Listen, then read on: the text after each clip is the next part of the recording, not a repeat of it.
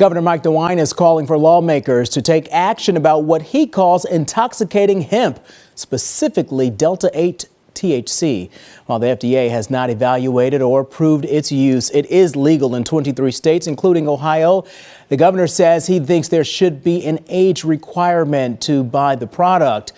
He wants to make sure there are guidelines in place as Delta-8 becomes more readily available. Experts say hemp products like Delta-8 are tested but are more loosely regulated than marijuana products. Today, again, asking the state legislature to take immediate action.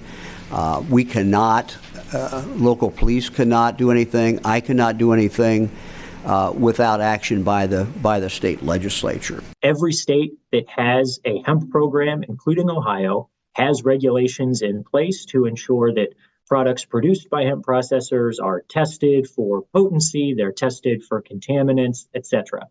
The Ohio Senate did pass a bill that would make it so only those over the age of 21 could buy hemp products, but the House has yet to take up the bill. Now, if you've never heard of Delta-8 before, you're not alone. NBC4's Kyle Beachy spoke with a doctor at Ohio State's Wexner Medical Center about the effects of using Delta-8.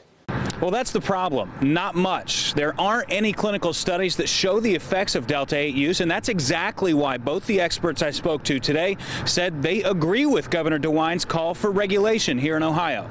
I don't think the press conference was, let's eradicate the hemp industry. It was more of like, I see a problem and, I would like the legislation to do something about it. And I totally agree. Brett Worley is president and CEO of MC Nutraceuticals, one of the largest purveyors of Delta-8 THC and hemp-derived products in the nation. He and Governor DeWine see eye to eye that Ohio needs regulation for Delta-8.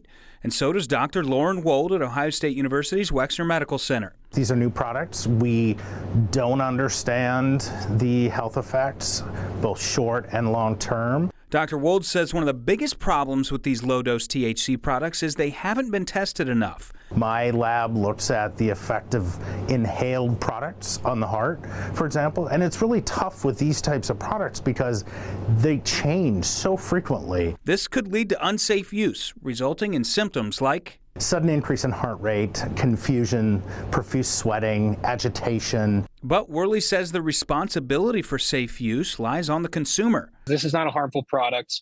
If you overuse something, can there be issues? Yes.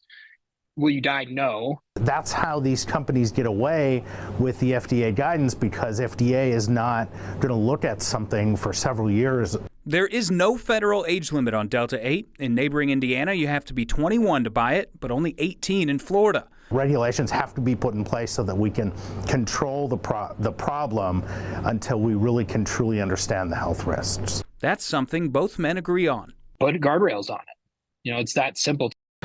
On a federal level, the FDA hasn't made any plans to regulate Delta-8, but they have issued warnings to companies selling it, making claims that it treats medical conditions. Local for you in Columbus, I'm Kyle Beachy, NBC4.